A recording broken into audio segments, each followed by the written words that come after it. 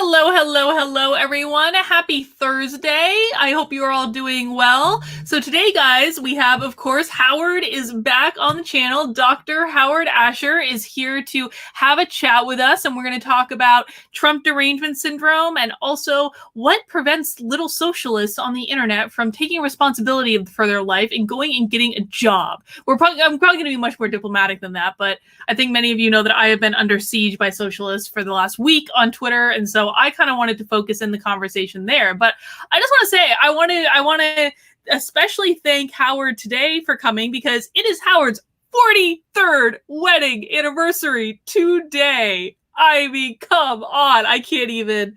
I'm about to hit 9 years in November, and I'm like, wow, like 43 years, Howard. What is that like to be married for 43 years to the same person? Congratulations. You're on your way too. The way I look at it, it's luck and a good sense of humor. Yeah.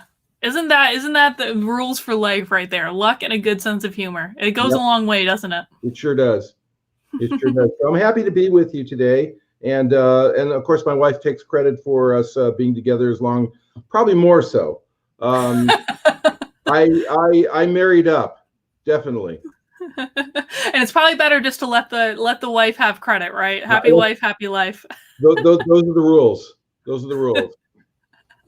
All right. Well, I'm really excited to have this chat. Guys, if you are new and you haven't seen some of the chats that Howard and I have had in the past, definitely go back and peruse our archives after this. Howard is a psychotherapist out in the Los Angeles area. He's also written a great book called A Loose Grip. The link is in the description below. And, you know, we've had a lot of chats about the psychology behind Trump Derangement Syndrome because we do believe it is a real thing. It is a psychological phenomenon. But what I wanted to focus in on today, and I'm not quite sure why, Howard, I didn't have this epiphany sooner, but, you know, one of the things that, you know, I've just been hearing from so many, like, I mean, when I say socialists, I'm not saying, you know, I'm not using it as pejorative. I'm not like using it as an insult. I'm saying people who actually identify as socialists or democratic socialists just, you know, screaming on Twitter wanting increased minimum wage and free college and free this and free that. And, you know, to the point where I started seeing this and I was like, you know, I could give you all of these things, but I don't think you're really appreciative of it. And I don't think you're grateful for it. And I think it would actually hurt you more than it helps you. And so I wanted to, you know, have a talk with you from a psychological perspective about why do people get into that place where they are looking for others, whether it's their parents or the government or what have you, to take care of them rather than empowering themselves in these situations. What do you think? It's a great subject. And the reason that socialism is coming to the fore right now, the way it is politically, is because capitalism works so well. Okay. Capitalism works so well it solved a lot of problems that people were having in living. And if you think about the American experience, we don't have any problems. And because we don't have any problems, what happens is politically, we have to start searching for problems. We have to make them up. We have to be taken care of. Let me do a shift with the election. And there's a connection here. I was going to write an article and I stopped in the middle of it. Life happens and you move on to other things, and the article becomes, boy, life is moving very quickly, isn't it? It's moving so quickly. It's hard to keep up. But there was a survey done about the COVID situation, and it was connected to Trump hate. And a man on the street kind of interviews were, would you rather a million people die of COVID or Trump be reelected? And there was a substantial amount of people who said, without missing a beat, they'd rather a million people die instead of Trump getting reelected. Well, that's stunning. Strikes me as being stunning as well. So what's the relationship to socialism? Socialism is about groups.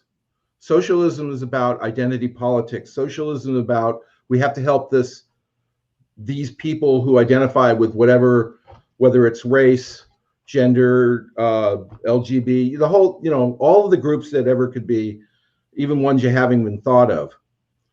And socialism feeds on that, whereas capitalism is about the individual and about the individual's resilience. I'm sure a lot of people are aware of the Plymouth Colony, the one that that Thanksgiving is connected with. And there were several attempts at colonies, and they all failed until that one. I mean, I'm sure there was colonies we don't even know about historically, but that one stands out. That one almost failed, and it failed because they worked communally and socialistically to raise the crops and work together as a community. And it started to go downhill until the leader of that community said, from now on, you plant your own crops. If you want to eat, you got to take care of yourself. That was basically it. And it turned things around. Now, those people who didn't do as well in that community, they did get handouts. That's the other thing about capitalism. Mm-hmm. It doesn't mean I'll take care of mine and forget you.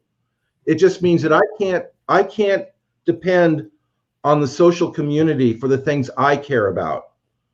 So I'm going to take care of me, and I have a better chance of having things left over. And those people who can't or won't, we have big hearts. We'll try to help them out as best we can. So the Plymouth Colony essentially survived because it went from a socialistic apparatus into a more capitalistic, take care of yourself. So getting back to today, is things have gone very well, and then we have pandemics, which are just very serious, and we have Trump hatred, and they come together, and the political machine says we have an opportunity to pin this on Trump, and if we can make Trump and this plays to the derangement that we talk about all the time, if we make Trump responsible for, I don't know, hurricanes, earthquakes, pandemics, and people buy into it, amazingly buy into it. So when they're asked, well, for the sake of whether Trump gets reelected or not, or 1 million people die, which would you pick? And it's because they're thinking in group thought more than individual self-reliant thought. I had a discussion with someone just the other day, and she said to me, I don't understand what the problem with socialism is. Isn't social good? And she focused on the word social.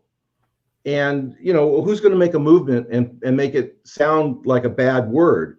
So most people don't even know what socialism really is. It sounds like a nice thing. Sounds like, isn't it a get along thing? Isn't it a helping everybody thing? Isn't it a recognizing everybody thing? No, it played out to its conclusion. It's a fascist thing. If you want to actually implement we have the with the shutdowns and everything, you have the mayors making edicts as to what people should do. Well, those aren't individual decisions. Those are group decisions or decision made by somebody or a group of somebody's for everybody else. Mm-hmm. Well, I mean, there's so much to unpack there that I want to discuss, but where I want to start is this idea of, capitalism is about the individual, whereas socialism is about the group. And I think it's actually more than just overlapping Trump hate or COVID with those concepts. There's also the concepts of white fragility and, you know, transphobia too. Actually, I just did a video on this the other day where I was talking about how when you're looking at these things that they kind of all seem like separate issues, but it's all interrelated because the mindset that's approaching them is the same across the board.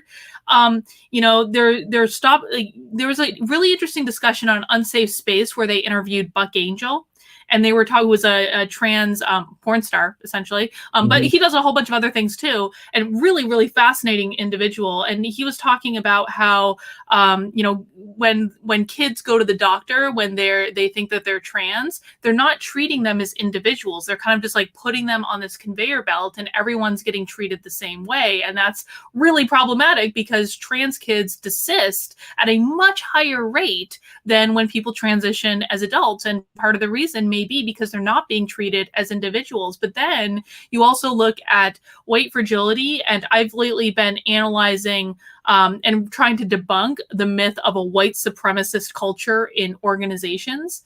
And they're going after individualism too. They're saying individualism is a construct of white supremacy. Exactly. And if you take an individual route, you are a white supremacist. And so we've got all these different attacks on individualism, but essentially it seems that it's mostly what they're trying to do is attack capitalism.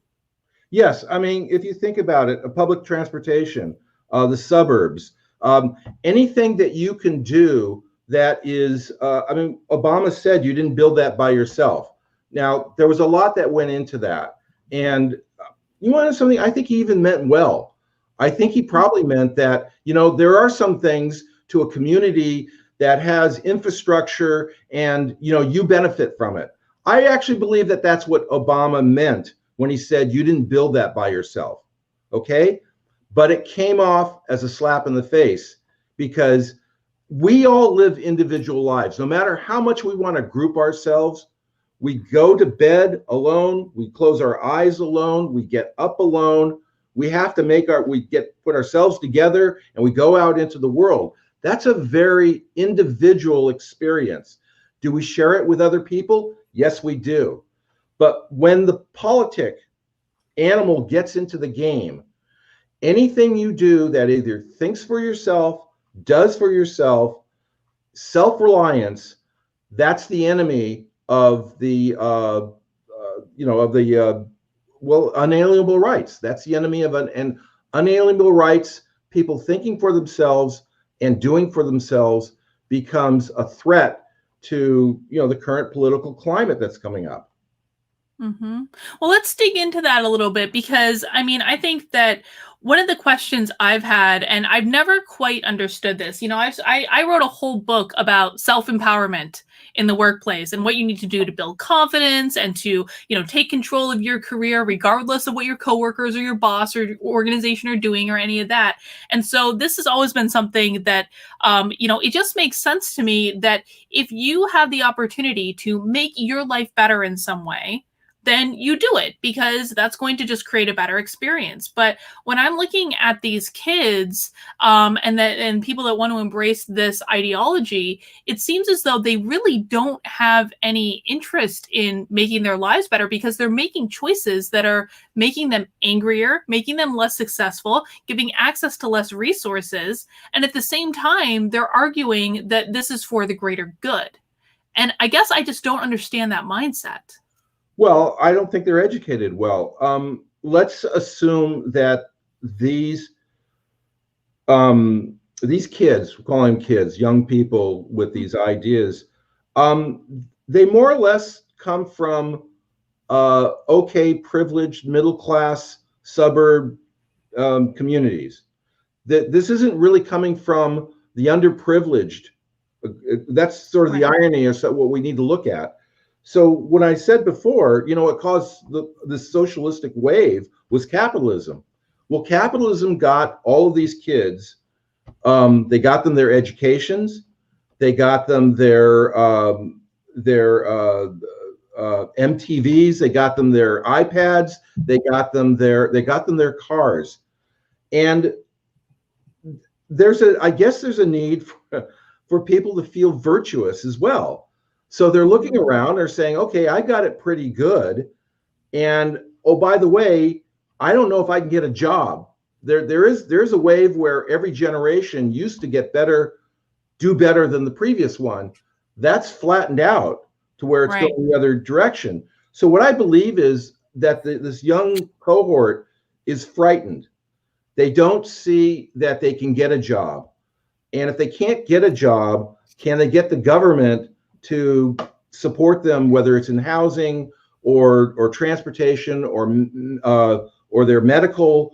I think you have a privileged group who are also scared because they don't know how to do it. They didn't live during the Depression, during when their grandparents or parents grew up.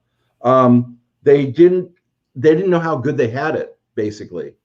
Mm-hmm. And they wanted to be good. And of course, they looked around at issues and thought, well, there should be better diversity. Whatever they latched on that said that this was good. And then what happened is those political groups said, we got these people.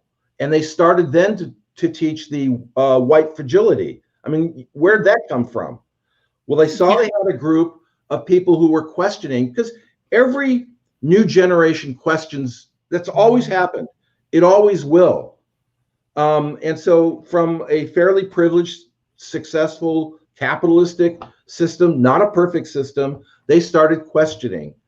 And the groups, the political groups, the Antifas, they said, we have an audience now. We need to teach these people how bad they've been.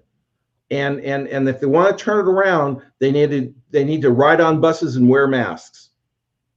So what I heard you say in that, well, I heard you say many things, but one of the things that stuck out to me is, this is being positioned as we need to make society more fair and equitable and make sure everyone is taken care of. But what you just said is this is an act of selfishness, because it's coming from a place where they don't feel like they can be successful if the government doesn't provide them with this assistance. Do I have that right? Yes, absolutely. And once you go on the dole, it's hard to get off of it. Mm-hmm. They're talking about the $600 thing, the rescue package. People are terrified by it.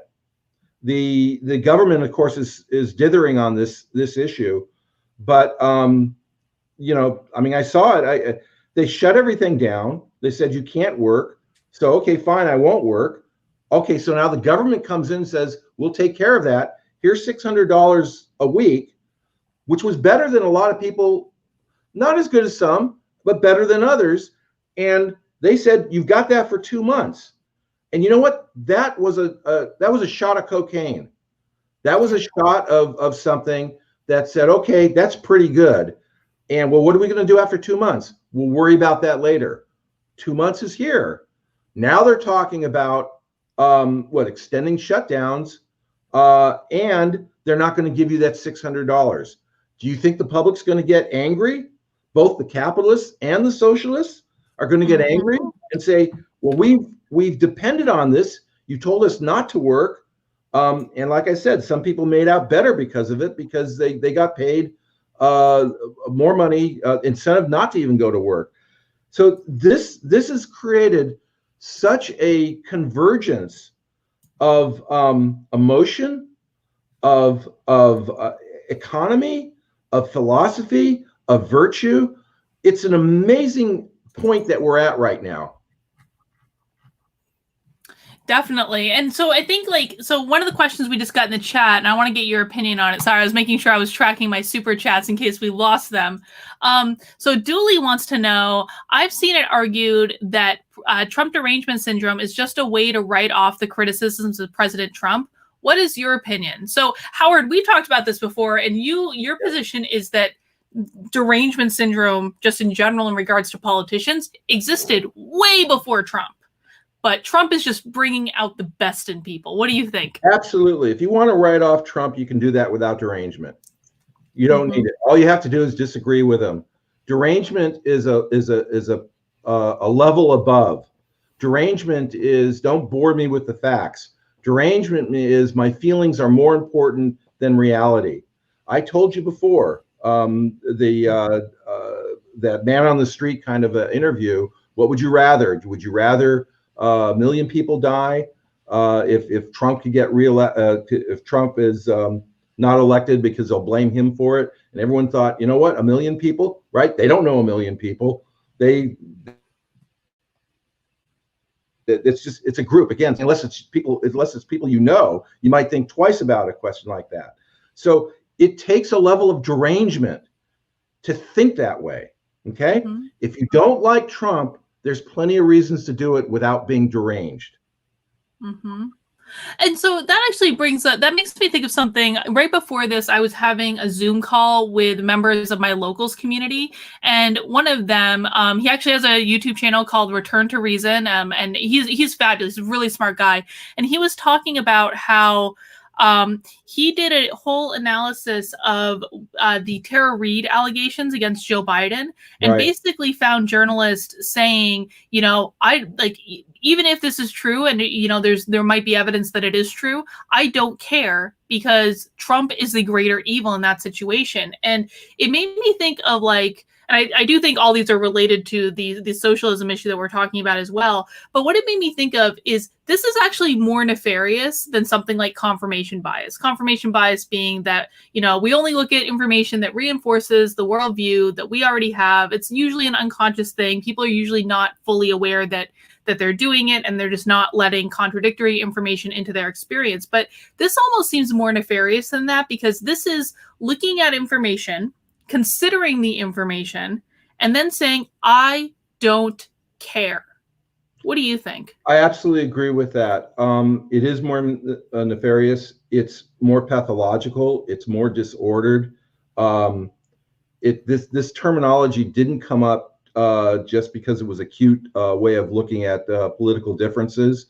I like that you reminded everybody that Trump is just the latest version of it. It's always been there. There is something, a phenomena that goes on in our discourse. It's pretty much like drive-by discussions. Here's why this kind of platform is wonderful. This is a long-term discussion about an issue. Mm-hmm. Most of the ways that the public get any kind of information is either on a bumper sticker or on a drive-by. If you look at the cable news, you have a format where you get the talking heads come on. They do a 5-minute blurb on whatever they do. They punch it out.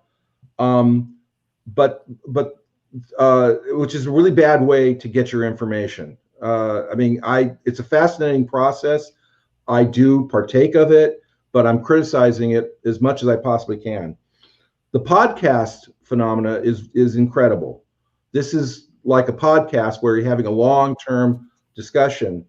Ben Shapiro would do a podcast, have somebody on who is polar opposite of him politically, has a 1 hour or longer discussion, and it's fascinating. Both sides are being heard. It's not being punched out in a soundbite that is true but doesn't tell the whole story. It isn't an emotionally charged. You get both people going, that's a good point, but what do you think about this? So it comes together. Well, our public doesn't consume that kind of understanding. Mm-hmm. What they're doing, I spoke last time we talked, I mentioned caricatures, like cartoon caricatures. And we look at the world that way because that's how we process it. But that's not actually how we think. We actually think in more nuanced and complicated and gray area kind of ways. And if somebody who thinks politically different than you is willing to have a conversation for at least 30 minutes, it's amazing how much from that conversation, both parties start to go, you have a good point. I know that's true, but here's the way I was thinking about it. They actually get more agreement if they can have a longer, more nuanced, more complicated discussion than the kind of punch out discussions that you see on cable news. Mm-hmm. I agree with that. And I want to make a point. I'm going to play off something Cemetery of Choice said in the chat. Cemetery of Choice said, we didn't have Obama derangement syndrome. I disagree. I absolutely believe that Obama derangement syndrome was a real thing. Let me give you an example of that. There is a gun store not that far, like maybe 2 miles away from my house, that I drive by every day going to the gym. Now, when Obama was president, the entire front of the gun store was Obama painted up like a clown, Obama dressed up as Hitler. They rotated through these images that were just as outlandish as, you know, someone on the left today saying Trump is literally Hitler. Well, you were doing the same thing with Obama, like literally the same thing, Right. but in plain view every single day. So I don't buy into this idea at all that there was no Obama derangement syndrome. As you said, Howard, this happens with every politician. It does. You know, there's no way of getting around your own way of thinking. The problem I have with trying to construct a position about any issue is when I think, do I sound like the person that I'm criticizing? Am I making a case where I sound deranged? You know, am I coming from an emotional place? Now, Carlin, I really do try not to do that. But I have to believe I do it always, like everyone does it always. Yeah. But I'm trying to avoid a circular argument that says, well, you do it too, well, you do it too, well, you do it too. Now we're stuck. And Right. so that's why, you know, if you talk with people in a you know, bullet point kind of a bumper sticker kind of way, you're going to go around in circles and circles and circles.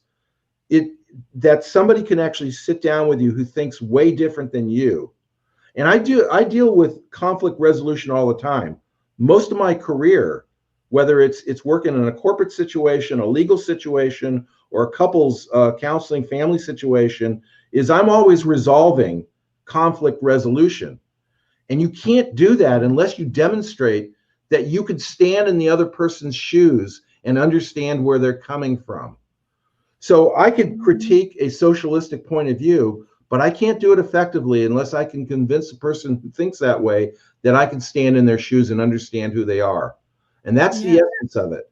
What you have right now is just bullets being shot at both sides, deranged on both sides, and you know, a lot of people are being shot down that way, and all the point and all the essence of their point is actually being lost. Mm-hmm. It's a real tragedy. No, it is, and I agree. And the reason that I bring up Obama, you know, literally being identified as Hitler as well, which is the same thing as Trump being identified as Hitler, it's just going the other direction, Sure. is not to. I don't want to play the what about game. I don't think I completely agree with you. I think it's a pointless exercise. But I want to point out that everyone is susceptible to this. Yes. Everyone on both sides of the equation is accessible to derangement over issues, right? And we happen to be talking about presidents right now, but this can take place over other issues as well. You know what? Can I shift a little bit and see if it comes right back to what you're talking about? Let's do it. I'm going to say some names. Mazie Hirono, Jerry Nadler, Adam Schiff, Stephen Cohen. Now I can go on. Those people are all a member of one party. I could go the other party and name some names too. But when I say those names, Mazie Hirono, Jerry Nadler, Adam Schiff, and Stephen Cohen, if you know those people, you know, if you watched congressional hearings and you've seen how these people are, I don't even feel like I need to explain what you should feel or think about them. But I'm just wondering, would I be correct to say that when I name those names, you get a sense of what they're like, those people? Oh, I feel like I do. Yeah, for sure. And yeah. And you know what? I don't even need to push and say, well, what do you think about those people? Mm-hmm. You know, well, I want to. Bad Protocol has it in the chat right there. A bunch of DBs. Yeah, well, yeah, and I often wonder if let's say I go to a pretty steadfast, you know, Democrat liberal person. And if I name those names, do they go, yeah, I know, or do they go, no, what's wrong with them? Yes. I'm curious about that. No, I'll actually tell you, I know, but when I had Trump Derangement Syndrome, I thought Adam Schiff was great. You Really. did, yeah, I did, yeah. and you knew him, right? I mean, you knew of him. I definitely knew of him, and my perception of it was that, like, and I can't even believe, Howard, I'm saying this now. I can't. Okay, I'm making myself vulnerable, guys. My perception of Adam Schiff, especially, was that he was doing noble work, because that was what Rachel Maddow told me. Right. So, and of course, I know that's exactly. He was on the right side. He was doing noble work, and he was going after it, and he was fighting the good fight. Yes. Okay. Which is why when I name those names, the people who are, think that way would go, yeah, look, whatever they are, they're fighting the good fight. Mm-hmm. But what happened to you that made you made the shift? Because he was fighting the good fight, and you wanted something, you were sincere about it, and Yes. you had a good reason for it. What turned it for you? It wasn't just that rally. Okay, you say that all the time. That rally was just a part of what the transition, and it was an interesting thing. But for you, it was more of a very thoughtful turnaround. And I'm really curious about how you made the shift on shift. How I made the shift was realizing how much the media was lying. Because I really, it wasn't as though I thought that the media was 100% telling the absolute truth all the time, every time. But I think, it's a very interesting experience, not just to uncover the lies of the media, but to have the media lie directly about you. And so after my Trump rally article, went viral, I had hit pieces written on me, where they were flat lying. They were saying things that were not true. And because it was my experience, I knew dang well what was true and what was not true. And so I think that was the moment where things clicked. And once you start to see it, it's impossible to not see anymore. And so the more that I saw it, the more I was like, Adam Schiff is full of it. What is going on? Yeah. So you just said something. If you were to ask me in this day and age, and maybe throughout history, what the single most entity that causes the way we are, I would say it's the media. Yes, the I media, agree. the media. Now, when I was growing up on television, there were three networks, the big three networks: ABC, CBS, and NBC. And if you watch the news, well, I mean, just their demeanor had a certain kind of professionalism. You trusted. You did a trusting. And so if you take that era, and it doesn't mean that they weren't committing certain journalistic violations too, but for some reason they were able to get a certain kind of credibility that they took that credibility, and they fast forward to today, they still enjoy that same credibility. I mean, you would think, and I wrote about this in my book, I call it the mainstream media only because I'm not sure it's mainstream. It may be against it, but that's the term they use. And so I just defer to using the term, because possibility is it's not mainstream at all. Mainstream looks more like you and me. Yeah. I think that's a really interesting observation that we call it maybe we need to start calling the media something else.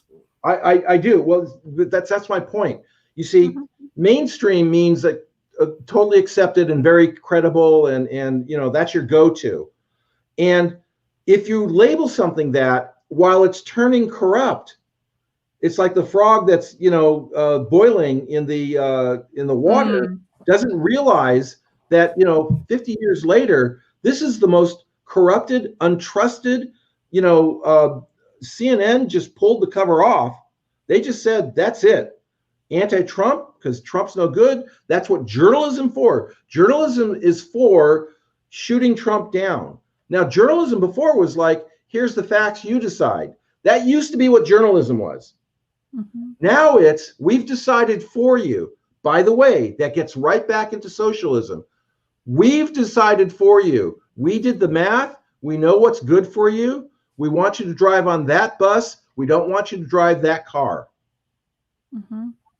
You know, have you ever seen the movie Good Night and Good Luck? Yes. So I love that movie. And I haven't watched that movie since I came out of my Trump Derangement Syndrome. And I feel like I would feel differently about that movie today. You know what? Yes, that was a great movie. I resaw it again about 2 years ago. It holds up. Check it out. That you're recommending things. I saw The Swamp on HBO. I recommend that to everybody. I haven't watched that yet. It looks like it's about Matt Gaetz. He's mostly followed. He's got great hair. That guy has got some hair. He sort of talks about that. Well, he makes himself up before he goes on camera. But it's whatever your view is, whatever your politics is, I highly recommend it.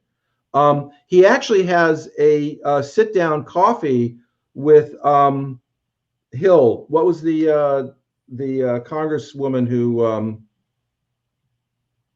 she was in California and she got into a sex scandal and had to. Oh yeah, because they're friends. I know who you're talking about. Yeah. What is her name? Katie Hill. Katie Hill. Mm-hmm. Well, they are political opposites. I mean, major political opposites. And she's having coffee with him, and she's going, I don't get the Trump thing. And he says, something like, well, sorry, I don't get the other, they don't get why they are the way they are. But you could see they totally respect each other as people. Mm-hmm. And when she got in trouble, he actually supported her. He didn't want her to quit, to resign from Congress. And it's one of these improbable connections. But here's what it tells you: these people have capabilities of having a relationship on a human level. Now, if you were to watch the news, you would just think that it's Darth Vader against Obi-Wan Kenobi, good against evil and all that kind of stuff. And in the reality is, even in Washington, when they know each other, they have a capability of actually talking nuance with each other and working things out. Now, The Swamp talks about the money problem. Like, nothing gets done because of the lobbies, and it goes both ways. There's no party that's playing it any better than the other party. But I recommend that as a something to watch on HBO. I'll definitely check that out, because she also defended him too when the news came out and attacked his son, who I guess is his adopted son, and they tried to make it seem like he was hiding him, and he was from Cuba, and all this stuff, and it was this. They were trying to make it into this big scandal that Matt Gaetz had was using this kid or something, and she came out and said he he loves him so much, he's so proud of him, and I thought that was actually a really sweet moment, and then she got attacked for defending him. And it's kind of just makes me so sad, Howard, that we just can't do basic human things it's the dude's son. It's his son. He did a good thing. He took care of that kid when other people weren't stepping up. Why can't people just put a pause on the craziness for a second and say, you know what, I may hate absolutely everything about Matt Gaetz. I may think he's a pompous dirtbag, Trumper, whatever, but he did a good thing by that kid. Why can't people do that? What prevents them? I'll tell you why. And then we're coming full circle. It's because of the media. It's because we have short attention spans, because we're busy, and the only way that we can get our news is in these short soundbite Wolf Blitzer kind of ways. And of course, Wolf Blitzer is a noble been a journalist for a long time. So you see that we took our past of honoring journalism as this hugely credible thing, and without it, we wouldn't know anything, except it's not that anymore. And so journalists have told us these people are bad people, not like it's complicated. And you know what? We bought into it. Shame on us, by the way. We bought into it. Now, the ultimate reason we're messed up is us, not even the media. We do have the ability to look at this and go, okay, what, look, all I did was name off the names. I didn't tell you what to think. I said Mazie Hirono, Jerry Nadler, Adam Schiff, and Stephen Cohen, and I can go on. And I don't have to tell you what to think about it, because guess what? You've got a brain. Yeah. You've got a brain. I wrote an article. It's called The Observant Majority. Yes. I think I actually have that. Is that the one you texted to me? I texted it to you. And put this in the chat so people can go and see it. Yeah, the point of it is we have well, what do I know whether we have it or not? I think we have people out there who are watching all this stuff who are going, okay, tell me more, bring it on. Yeah, is that what you're saying, Mazie? Is that what you're saying, Jerry? Is that what you're saying? Keep it coming. And then what happens is election day happens, and who knows, anything can happen. But what happened the last time is everyone was surprised. And I guess I challenge people to think about it. Should they have been surprised? All Trump said, and he could have been a Democrat who said this, he could have been an independent, he could have been a Republican, he could have been he's actually doesn't have any political ideology. He just said, you got to drain the swamp. Anybody ought to be able to relate to that. And it isn't a party thing, but the media made it a party thing, and shame on us, we bought it. Too many of us bought it. And so we're talking and talking and talking as if this is actually what we really think. Maybe there's more of us who think completely different than what we've been saying. And we won't know it until Election Day. I think, Deborah has a good question that I think, kind of plays off this. And I want to bring us back to this idea of why people prefer like the mommy government of socialism that's going to take care of us and are rebelling against this idea of individualism. And I think that actually speaks into what Deborah's saying here. She asked, why do you think the silent majority is being so silent? This is liberty on the line. Are people in denial or just cowardly? That's a great question. It's always that's why my article says, you know what, when the election's over, the silent majority is going to go back to being silent. That's what they do. The silent majority doesn't get into this BS. They watch it. They go, They know that they can't waste their time talking to idiots. They can't change people's minds. All they can do is take it in. Now, that they do that is very strong and powerful. And reassuring. What's scary is, are they really there? We really don't know if they're there. And because we have cancel culture, they won't speak up. We won't give them a platform. If they ever do dare say something, the guy from Goya, the food company, comes there. He did it for Obama. He shows up for Trump. He didn't show up for Trump. He showed up for the president. He didn't care who was the president. Okay? Well, the observant majority knows this, or I'm hoping they do. That's a part of it that's scary. Is like, we got to hope they're out there. And sometimes an election goes away. You know how people ask me this. They go, well, I don't get it. What has Trump ever done for you? And my answer is, he's done nothing for me. I didn't ask him to do anything for me. And so when you talk about the mommy, culture, it's like, well, they're supposed to do something. There's a pandemic. What are you doing? And Trump, he said he got in trouble for saying it is what it is. And I always know when he says something, and I know when he's going to get pushback for saying it as being somehow insensitive or cruel. What he said was, I'm an adult. Pandemics happen. earthquakes happen, people get killed. Yes, as a government, we do have to have preparation. We have to have execution. We have to do all those things. And if you were, we all have an opinion about how this thing's been handled. I think the thing's been handled extraordinarily well as it's been extraordinarily bad. I think there's elements of everything going on. And, when somebody writes the book on it, and if somebody wants to read the book on it, they'll see that a government can't fix everything or anticipate everything or take care of everything. And so when you say, well, what has Trump ever done for you or anybody? It's nothing. Dana Perino had an interview with Jill Biden, Joe's wife. Mm-hmm. She's a lovely person. She's a great asset. She's letting Joe continue to run, and I don't like her for that because I can tell her abuse. I don't know why she didn't say, Joe, honey, I love you. You're a great guy. You're my hero. Don't do it.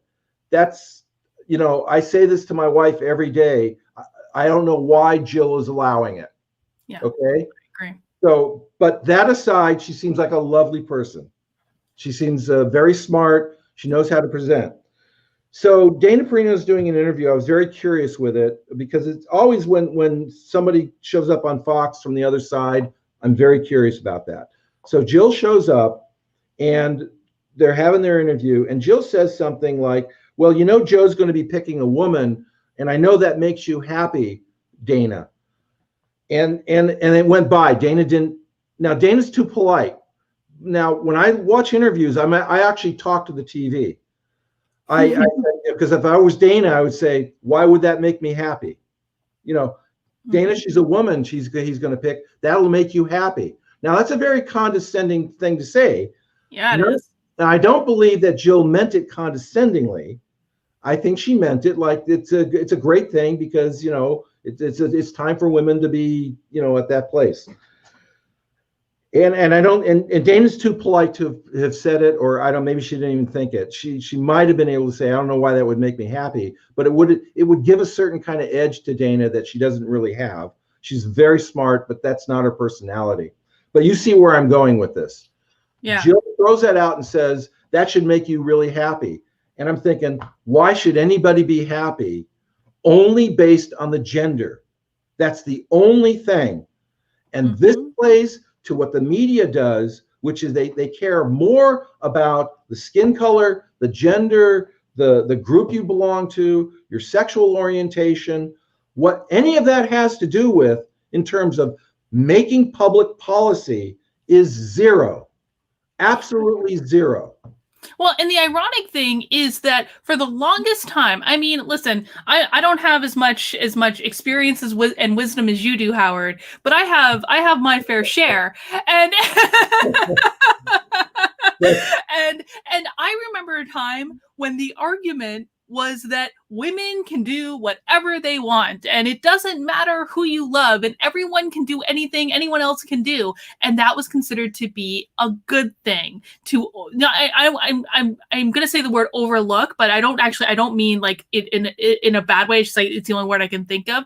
To overlook that it's a woman and look at the qualifications, or overlook that they're gay, or look at the qualifications. I mean, you give people opportunities because they are capable and competent. And when you were talking about that, I was thinking about before I got into doing all this stuff, I was doing a lot of public speaking, and back in the day when we still had conferences and events, and there had started to be a whole bunch of conferences that were starting to do just all female speaker conferences as a way to make the point that female speakers were often overlooked for those types of events. And it really made me mad, to be honest. Like, as a professional speaker, like, I worked for years and years and years to get good at speaking. It was hard. It was a lot of work. I had to do a lot of stuff for free. I had to practice so many hours. And so for someone to tell me that the only reason I'm bringing you in for this conference is because of your gender, I found that to be incredibly insulting. But that's what the Democrats are doing, and I just don't understand it. Yeah, I'm still stuck on you calling me wise. But, No, that's very sweet. This has been brewing for a long time. Okay, okay. I believe that basically we're a very virtuous culture. I believe there's something about this Western civilization experiment where doing good and being good mattered. Um, I quoted people in my book who said this isn't going to work unless we're a good country. All of these rules, all of unalienable rights, all of these principles aren't going to matter unless we're basically good. Okay? So I admire that. But you know, some things can get really distorted because when we noticed that, well, women couldn't vote, right? That was it. I mean, there was slavery, there was all these bad things that ever happened. And if you've grown up in the suburbs and you've been privileged and you think, you know what, I was able to play soccer and I was able to go to school and I was able to have my iPad. What needs to be fixed out here? What needs to be fixed? So you start to look at a group, which is already now you're condescending. I'm going to go and I'm going to help the women. Okay, you women, you oppressed women, you've had it really bad. You know what? You need to speak at this thing. You need to be highlighted. Now you feel so. It isn't the work that I did. It isn't that the way I educated myself. It's that I have an XY chromosome, and that qualified me, in your mind, to put you out there. So it started from good intentions, right? Just basically good intentions because we're such a messed up culture. And what we do is we take a hammer and we club it to death, and then we claim how virtuous we are because you got to speak at the event and you got a ribbon for doing it. That's what we've been doing. We've been patting ourselves on the head for making things worse. Yeah. And I want to bring this back to the idea of socialism in a second. I just want to acknowledge this super chat, though, from Winter Wind, who says, instead of mainstream media, I use legacy media or traditional media. I've got to get more in the habit of using legacy media for sure. But I want to touch on this idea of why someone like me would be angry at the idea that you're only picking me for this event because of my gender, whereas other women are like, great, we finally have the opportunity that we have never been afforded before, when of course they always had the opportunity, they just needed to work hard for it. What is it? I guess I'm asking you to psychoanalyze me, Howard, on the internet. Yeah. What could possibly go wrong?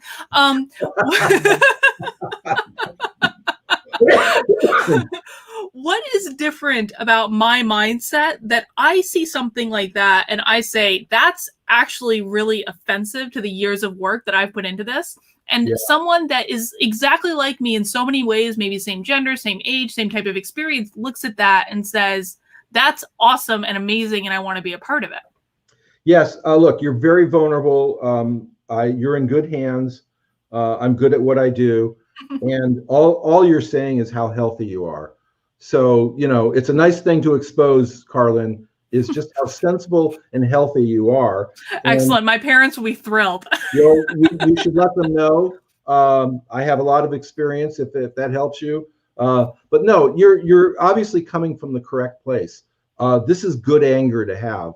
I'm writing another book, and I talk about anger, and I said it's the trickiest emotion that there is, because I'm not against anger. Righteous anger in the right place for just the right amount of time, not too long, because it turns toxic. Anger will turn toxic, but that you would be incensed at the idea that, oh, great, now we have a woman doing this. No, you don't have a woman you have an experienced, well-trained, thoughtful person who's coming. I would forfeit my womanness a million times to give you what I'm come here for. I'm not saying you don't want to be a woman. I'm saying is don't reduce. Think about the many black surgeons who are wonderful, and they came into into their field at a time that affirmative action was going on. And they are talented and the best at what they do.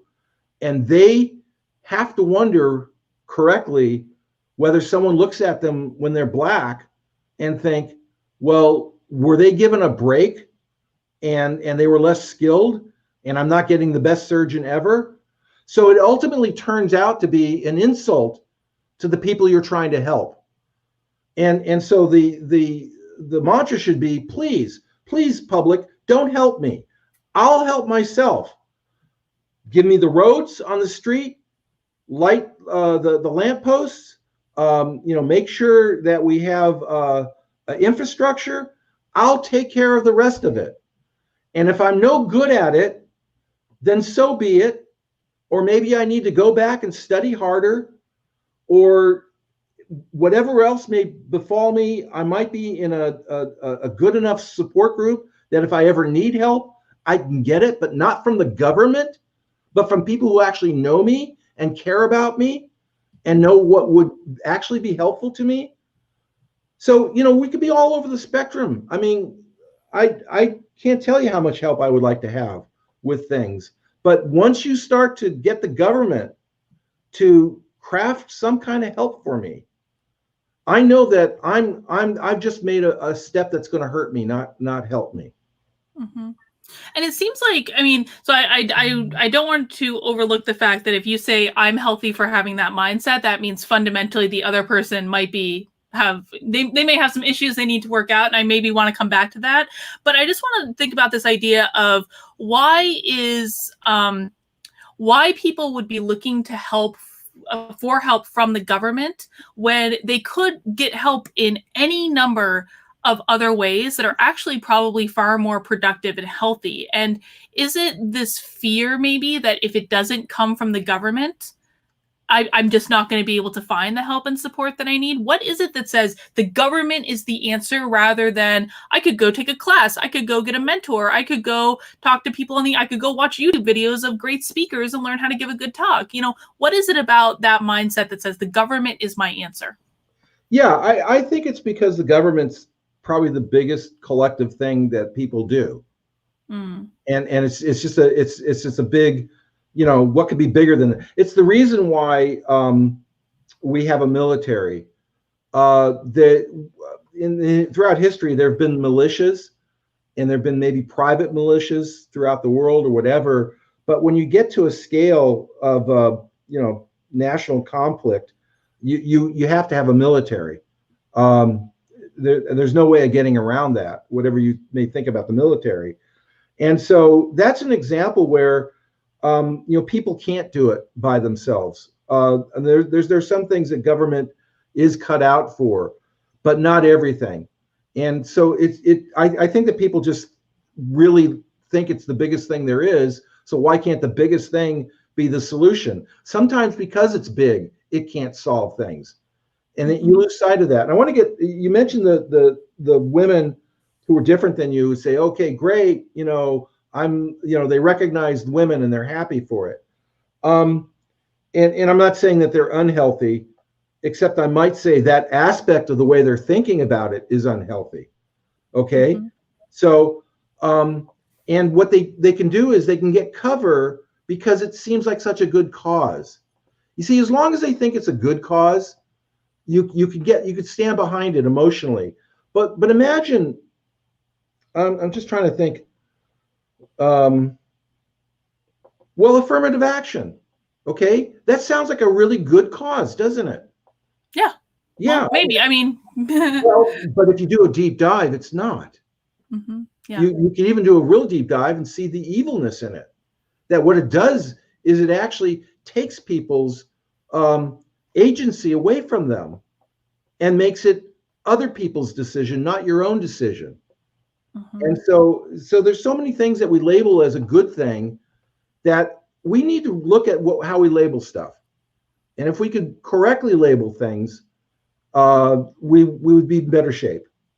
So you just said something, and I want to make sure we don't overlook this. You said that things like affirmative action take people's agency away from them. And I think that this is a really critical point, because I think that one of the things that is fundamentally different between someone that is looking to the government to help them and someone who says, I can do this on my own. And this might seem overly simplistic, but it's a belief that you can be successful doing it on your own.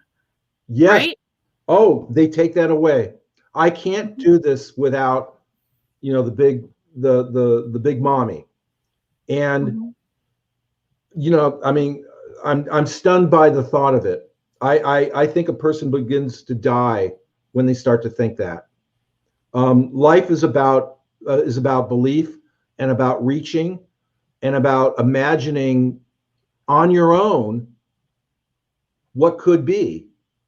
If that's all done by the government, they just suck life out of me. It almost makes me think of the movie version of 1984 with what's his name, John Hurt. Yeah. Where just like everyone is like just walking around like a total zombie, because they literally don't have any agency over their life. It's been taken away. Like they are not really human beings. I'm glad you brought that up. Have you noticed that Animal House in 1984 is being brought up very often in political discussions? Animal House or Animal Farm? Oh, those are two very different things. I'm tracking. George Orwell didn't write Animal House? No, he did not write Animal House. Dartmouth College wrote Animal House effectively. No, you got me. No, Animal Farm and 1984 you see it in articles. People are talking about it. Now, it's always been there. People, we were taught it in junior high. I read those books. But my sense is it's coming up a lot in discussion. Yeah. Have you noticed that? Yeah, I mean, it is very relevant. I've actually recently reread both of those books, and Fahrenheit 451 and Brave New World and all that stuff. It's extremely relevant. Right. Now, okay, so it's no mistake. I mean, it's no mystery as to why it's being brought up, right? I mean, I think that if it's just being talked about and you reference it and people go, yeah, we got to watch out for that, because we're doing that all over again. This is a call from me to you and everybody who's going to be watching this. There's a reason this stuff is coming up. It's not just intellectual. We're living it. This is exactly how it is. It's not imagined like dystopia, like if it could ever be, but we'll still be fine, because after all, they started baseball again. And whatever it is that makes people not think that 1984 is here. Animal Farm is here. And by the way, I think Animal House is also here. Well, and I don't know if you know this, because you don't really spend that much time on Twitter. You don't spend as much time on Twitter as I do.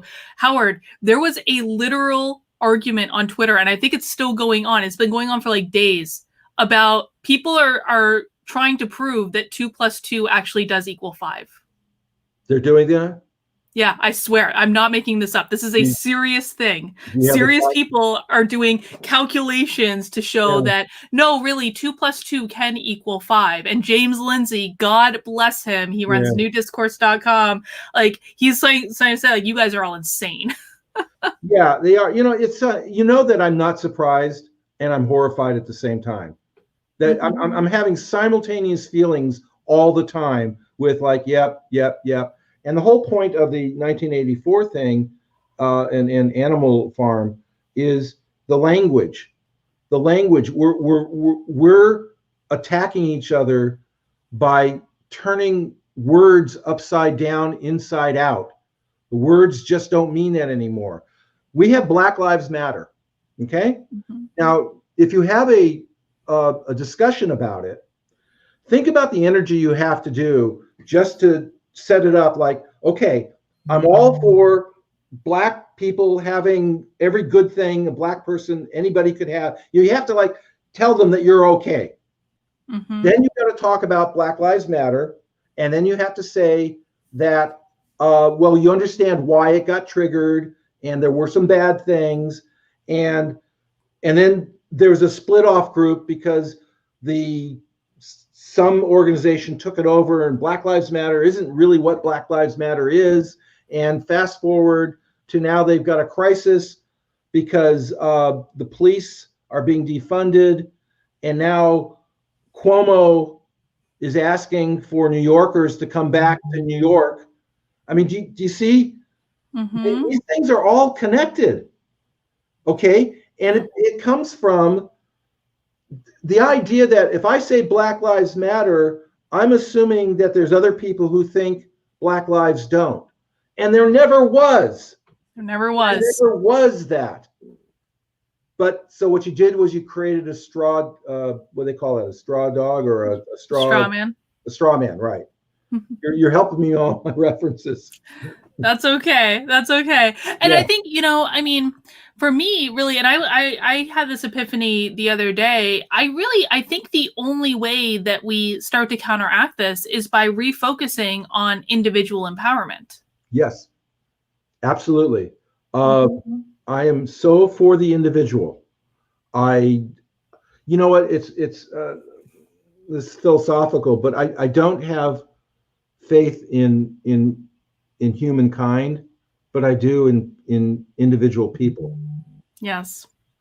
And of course, if you have enough individual people, you make for a humankind kind of a thing. But I've never had faith in humankind. It always arcs in a negative way. Why do you think that is? Because like groups of people, I mean, and there's research to suggest that if you get diverse groups of people together, they can do a pretty good job at making decisions. But it seems as though more generally, and what seems to be happening now is we have groups of people getting together, but they're making really, really bad decisions. Yeah. Is it because the groups are so homogeneous? No, I've worked with really great groups. And I'm going to get back to the media. The groups can actually get together, they can do better, but the media has to divide them. The media has to find a wedge. They have to say that this group is for that. Look at all right, the NRA, that came up today because New York has brought lawsuits against the NRA. I don't know if you know that.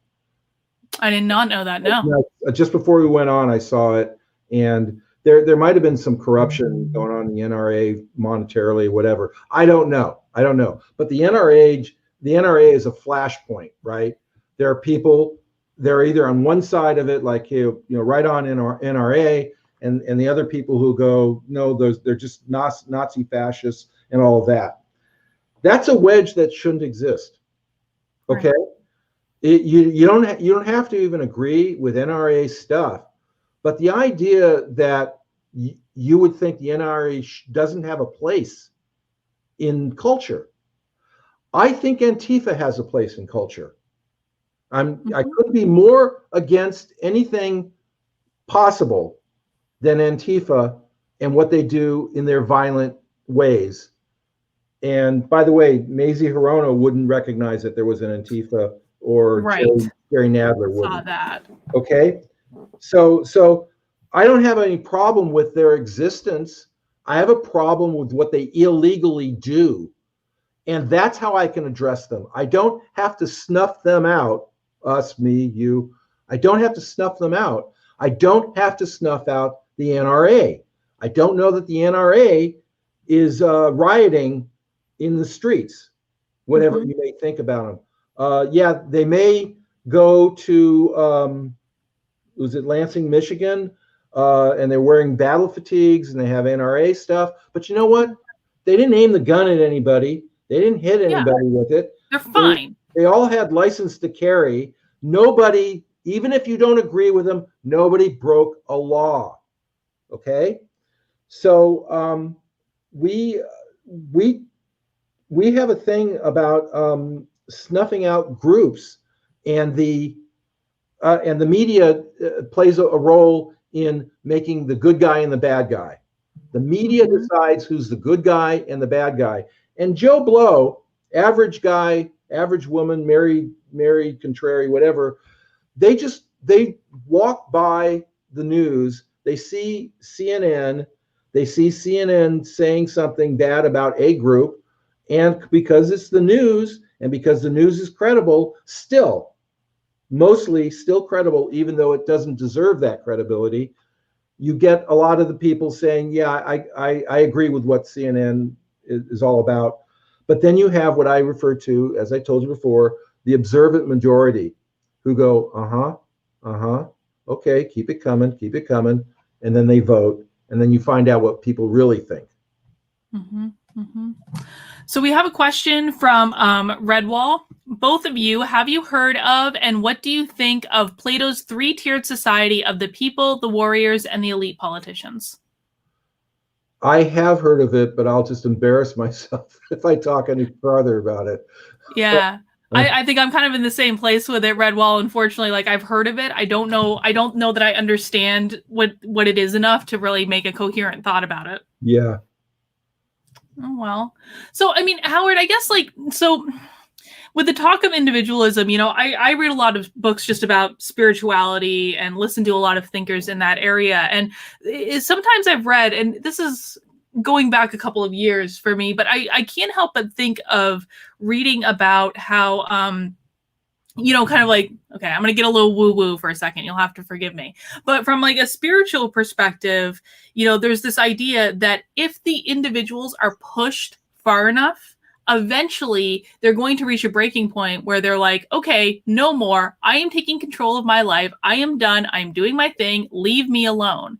I guess my question is, like, when do human beings reach that point? Because I feel like looking at what's going on in the world, I feel like obviously I reached that point months ago where it was just way, way, way too much for me. But I'd like your thoughts on that.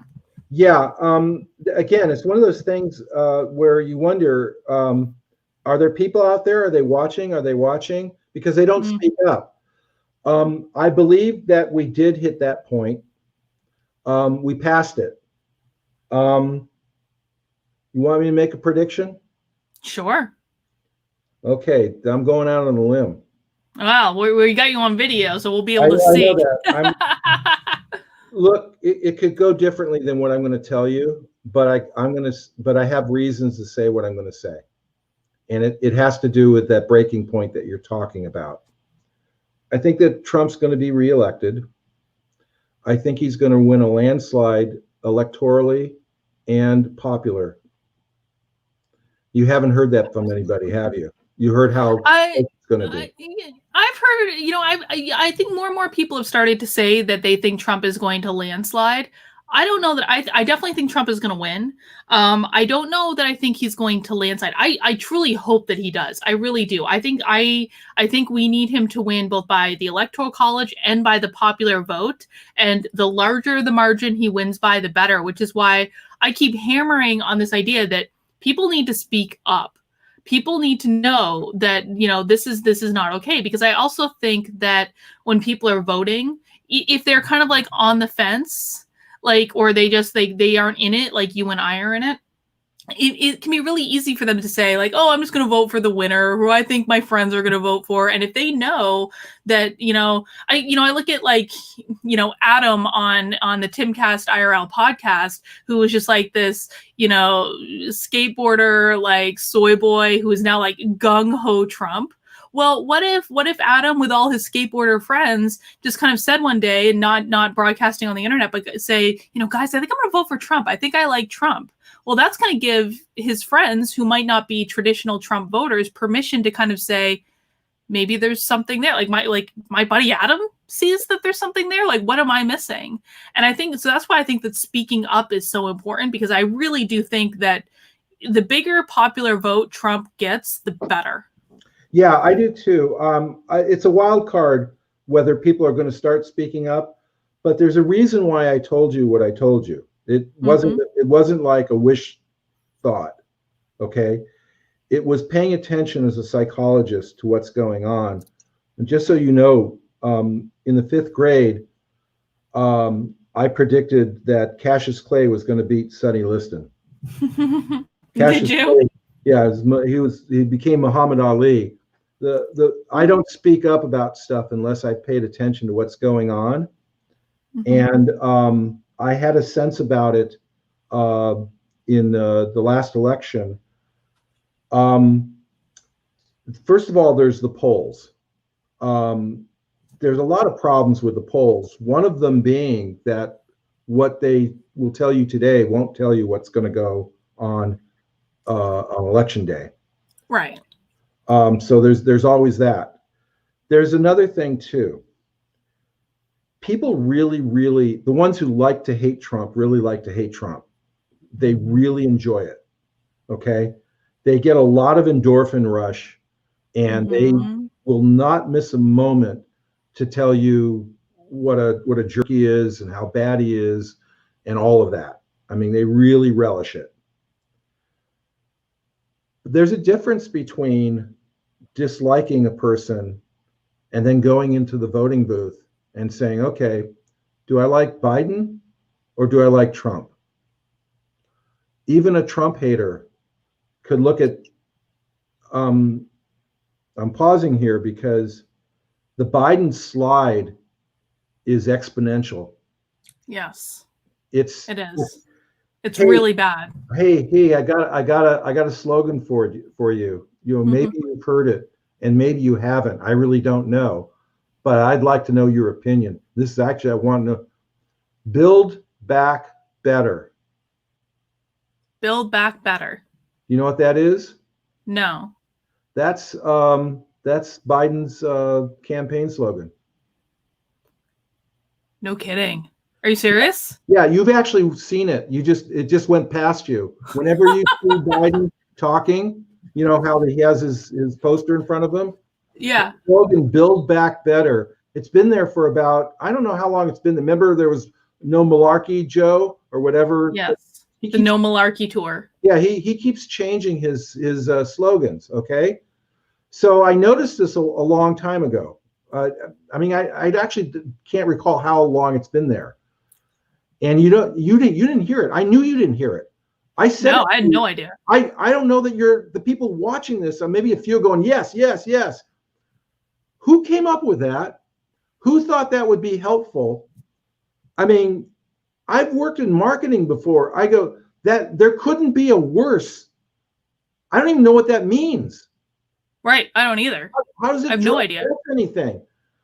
So but it's got alliteration. Yeah, it's B's. The reason it was done there, it was B. Maybe it stands for Biden, but it's too ridiculous. But they've given up. When you see a slogan like that, it means that their campaign has given up. Yeah. Now, there has to be an awful lot of hate, which, by the way, there could be, that somebody in an empty suit who's a place marker for whoever he's going to pick, and you'll be happy it's a woman, by the way, Carlin. Oh, well, thanks, Howard. Thanks. I was being sarcastic. I know. No, but the level of giving up that the Biden campaign has already done is historic. And I just don't think, while I've never seen anyone hate anybody as much as Trump, by the way, a lot of his hate is because people know he's a winner. That's a part of the hating people. Yes. They hate him for the winning, even though they don't want to say that out loud. So when I put those two things together, and I have other reasons to be telling you what I'm telling you, and it's not a foregone conclusion. I don't know how you can get people talking about it. Maybe, just maybe, someone says, yeah, I hate that bastard Trump, but there's no way I'm going for Biden because there's no there. You know? Now, you know that there's a percentage of people who think just what I just said. So I just think that campaign has given up so much that I don't know how Trump doesn't win in a landslide. No, I agree. And Chrissy says, I pray you are correct. I think so too. Thank you, Chrissy. You know what I noticed just, I think it was just yesterday. I don't even know what date it is anymore, but I think it was yesterday, is I went around on my Facebook and I looked at all of my lefty friends' profiles just to kind of see what they were talking about and see what they were saying. I was basically spying. And I noticed something. So it's like it's like one of two things has happened to my lefty friends, because I was kind of ignoring them for a while, frankly, because they were all driving me insane. So I kind of put them all on mute so they wouldn't show up in my feed. But when I went and looked at it, one of two things was happening. Thing number one is that they had gone way off the deep end in terms of how extreme they've gotten, in terms of the things they were saying, in terms of supporting Antifa, like all this, like way, way, way, way, way off the deep end from smart, intelligent people that I used to know. But the other thing was that they had gotten quiet. The other group had gotten quiet. They just weren't saying anything. They weren't posting about politics. They weren't saying anything about Biden. They weren't saying anything about Trump. They had just gone quiet on the whole issue and were just like talking about their family, like whatever, like talking about like real life stuff, right? And it reminded me of things that you said in one of our conversations, which is when people start waking up from Trump derangement syndrome, they go quiet. Yes. That's a very good sign. What's the difference between the two groups? You say that you're well, it's just like one has just gotten way more extreme and militant and much more vocal, and the other has just stopped talking about politics. And I don't know any other. Here's the difference. The one difference is that they've gone silent because they're turning around. Because they're waking up. They're waking up, and maybe you won't ever hear from them again, but they'll vote. If they vote at all, they'll vote the way for Trump. The other group is pot committed. They have cognitive dissonance. They invested in this and they're not going back. It's too late. Those that even know it's too late, instead of going, holy crap, what am I going to do? They're just getting angry.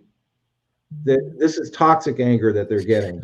So let me put a point on this. So you say they have cognitive dissonance. Is it kind of that? Is it that you think that they know that Trump's going to win, and they're just like, it's like epic denial about it, and it's kind of like a petulant child who knows they're not going to get their ice cream cone, and now they're going to have a hissy fit? Yes, that's what's going on. They don't have any place to put their emotions because they went all in. Mm-hmm. You understand what I mean? I mean,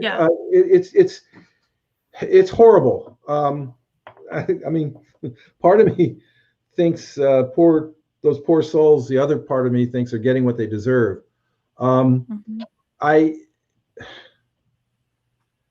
It's when we talk a lot. How many times do you and I have discussions where we hold out the possibility? Did we get it wrong? Do we? God, I think that all the time. All the time. I was thinking it the other day. Yeah. I do that because I don't want to go all in. I know what I know. I'm very confident about what I know. I'm very thoughtful about what I know. Okay. But I won't go pot committed like those people did. And so what happens is they're all in, they know they're screwed. And that's frankly where Antifa's come from. There's no place to go but to burn down the house. Yeah. I identify with what you said too about, having kind of like almost contradictory feelings about it. Like on one hand, thinking like, I feel so bad for them and they don't know. Like for me, waking up was a relief. It was like this weight off my shoulders. Like, you mean half the country isn't racist? Like, that's a good thing. That is a positive thing. And, I feel bad that they aren't giving themselves that opportunity, because this is really all in their control. And then the other half of me is like the same thing as you. Like, if they aren't going to take control of their lives and do some research and watch some videos and go through a similar process to I did, because I am not a magically unique snowflake in this regard. Anyone can do what I did. Like, if they aren't going to do that, then they do get what they deserve. Yeah. I mean, the first part of me feeling bad about it is I got to share the planet with these people. So, to the extent that they're messing it up for me, I'm just selfish. It's making my life a little harder. Okay. But then whatever compassion I have about such things, I think, I hurt for them. because I know the level of toxicity that they're feeding themselves to keep that monster going. Yes. And shame on the media. They feed it too, because the media loves having these two sides. It's, I mean, yeah, I know you're shaking your head. Um, It's just nefarious. It's just so depressing. It's like, it is, and, yeah, and I mean, it's like people in the media are starting to wake up, or at least speak out, I guess. Barry Weiss, quit the New yeah. York Times. We had this MSNBC producer quit the other day. Um, but will it ever be enough? Like, how do we, if the Well, media is the problem, and I agree that it is, I also think individuals have to empower themselves, but how do we like topple the legacy media, for lack of a better question? we have to create places. We have to create places. This is a place. Think you have a very good following. You have YouTube pushing back on you a million different ways. Yeah. YouTube's not your friend, but No. thank you for the platform, because you have people who know you well enough that if they get disconnected, they'll find you. That's how you do it. You continue doing what you're doing and make yourself found. If you can be found by the people who know you, the word's going to get out, and there's going to be a place for people like us to talk. People like us. What, I mean, I hate the term.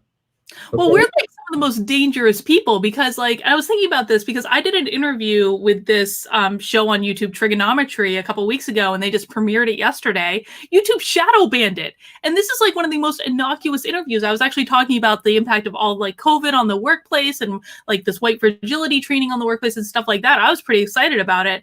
And they shadow banned it for like several hours yesterday. And I was looking at it, I'm like, this is because people like me and people like you who are, I like to think that we're both pretty reasonable people, that like we're not saying anything outlandish. We're not going against any specific groups. We're not saying anything racist. We're not saying anything phobic. We're just talking about our perspectives on these things. We're like some of the most dangerous people because, they can probably pretty successfully make me look crazy, but they're going to have much less success making you look crazy. Again, you say things that make me. Yeah, thank you very much for that. No, I got a crazy streak too, that I like a lot. But no, we're normal people. We're really. Can I tell you a little bit about me, my background? I had the good fortune in graduate school to be taught by psychological evaluators. They both they were on the case with the Hillside Strangler, and they were just infamous cases. They were fascinating cases. They were horrible cases, but I learned a lot about how to do a psychological evaluation. One of the things I learned was when I meet with people, I don't bring a notepad in, or I don't write. I just talk with them. I can do an interview afterwards to get details and stuff like that. But the deal was you need to be present. You need to be present with what's going on here, because you're going to get a lot of information, nonverbal information, verbal information, and all that. We are in a Rorschach right now. Okay, this whole country is a Rorschach, and you and I are weighing in as to what it means, and CNN weighs in at what it means, and everyone weighs in, and you can tell a whole lot about the weigh-in. Okay, so in July 3rd of 2018, where I live, that's when we have fireworks for 4th of July. We celebrate on July 3rd. And I live in a community where everyone has block parties and stuff like that. And, a next door neighbor pours concrete. Across the street, there's a pharmacist. We just regular folks. And we just get on, they're nice people and all that. And I felt that there was a pathology going on in the country. I thought it was sick. It was dysfunction. There was some kind of dysfunction going on. And it was through the channel of politics. The book that I wrote was more a psychology book than it was a political book. Yes. But it definitely got right in the weeds on politics. Okay, because they were inseparable. And I wasn't hired by the country, but I decided to make the country my patient. I decided to do an evaluation on the country. And I learned, because everyone was talking and they were saying things and they were Rorschaching all over the place. And I sort of couldn't take it. I couldn't take it. I figured somebody had to write down what the mental faculty was, what the mindset was, how it got there. If you want to do anything about it, what to do about all of it. And on that night, I went into my office at home, right here on the laptop that I'm talking to you. Well, no, this is a new one. Anyway, you've upgraded. I upgraded. I forgot, but it looks the same. At any rate, I started to write the book, and 4 months later, I had the book. Okay, and the whole point of it was to break this down. Now, here's what I knew when I wrote it. I knew that I was going to create a danger to this to the people who didn't agree with what I wrote. I knew there would be a knee-jerk reaction to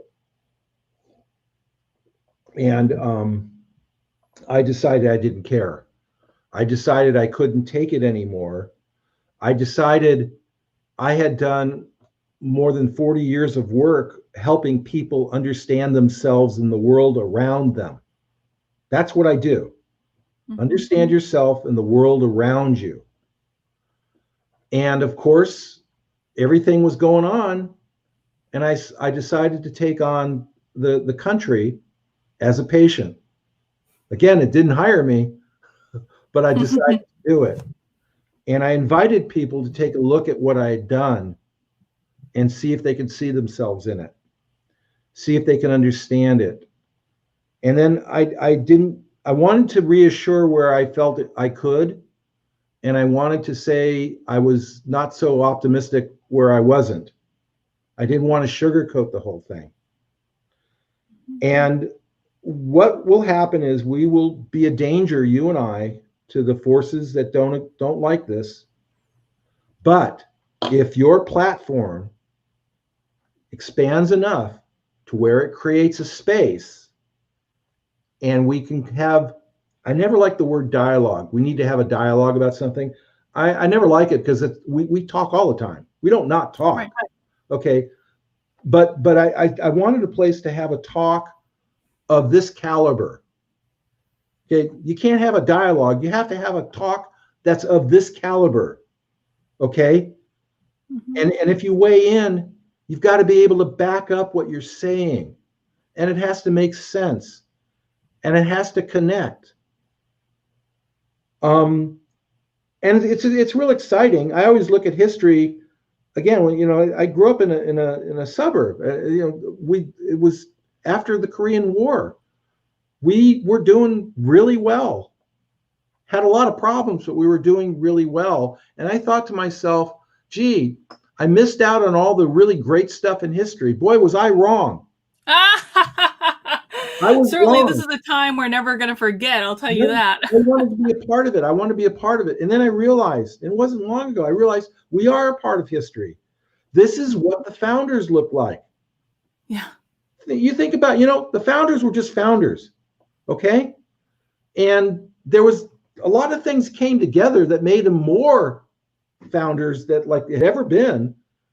But, they were difficult people. They were jerks. They were smart people. They were self-interested people. They were closed-minded people. I mean, they were just that. And I go, this is what the founders did.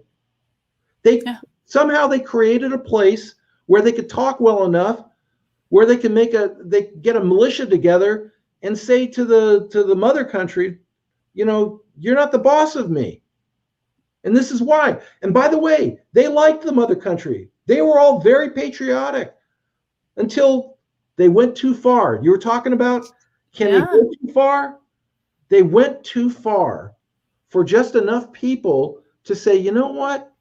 I want to be the boss of me. You're over the ocean. You're 3,000 miles away. I know what's Mhm. going on in my community. So this can turn around if you keep your platform going and growing. And if they shut you down, your followers need to find you. You need to be able to be found. Yeah. You hear that, guys? You hear that? Subscribe. Right. Subscribe, do all that stuff. I want to make sure we get this super chat in from Matthew. Build back better equals they're trying to latch onto Trump issues on the economy. Biden is walking a line between moderate Dems and radical left. You know, I don't even think Biden's doing that. I think Biden is like out to lunch. Biden doesn't know what's going on. And I mean, and to your point, Howard, about Biden, like about them giving up, like Biden hasn't even chosen a vice president yet. Like, Right.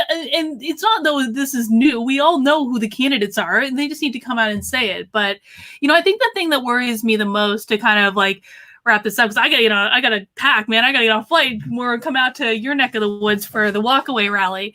You know, the thing that terrifies me is that, you know, as much as a group of people can come together and take back the country from the craziness that's happening right now, on the other hand, a group of people can come together and take things even more extreme than they already are.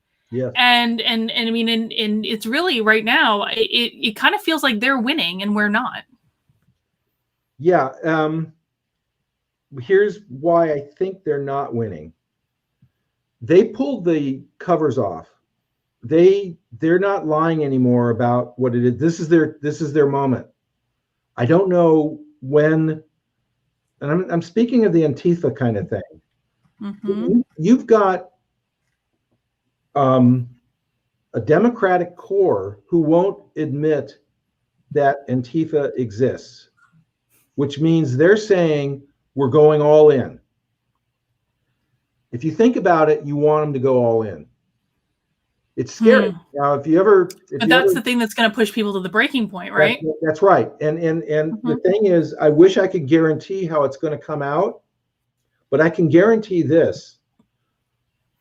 We need them to go all in so they expose every bit that they are, so that the other emerges and says, no, this is who we are. We're not that, we're this. And I wish I can guarantee it, but that's, I guess, what made me excited about history is that, you know, history's not, as much as they say it's predictable, it really isn't. We don't know how things are going to turn out. There is a wild card to this whole thing. And I'm hoping that your followers continue to follow what you're doing. Me too. And following other people as well that are trying to do the same thing, because God knows I'm not the only one. There are a lot of us out there that are speaking up. And I hope that, you know, I mean, my hope too is that I know not everyone's going to get inspired to speak up, but I hope enough will that, you know, the more people that speak up, the better. And I understand that it's scary and you don't know what's going to happen and you're afraid of losing your job or you're afraid of getting beat up. I'll tell you this, though. I think it's, so I have these 3 Trump masks that I wear around. I have a MAGA mask, a Keep America Great mask, and a Trump 2020 mask because they came in a little 3-pack from Amazon. And I was scared to wear them at first, but then my desire to annoy the Karens that are making me wear the masks like superseded my fear of it. I got to tell you, Howard, I have not had one negative compliment or one negative thing said to me about those masks. I only get compliments from people. Like, and they do it under their breath, and they're like, "I love your mask." You know, that's really interesting. It makes it harder on you, but my belief is there's more support for what you're doing than not. Yeah. The other people are vocal because they're all in. They went crazy. They're losing the race, and they know it. And it's in a way, I think it's a sign. I wish I could be certain about that.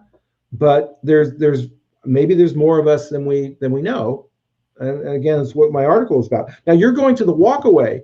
That whole thing is about people who identified in one way for a long time because of whatever the virtues there were to do that, and they they woke up and saw what it really was. Mm-hmm.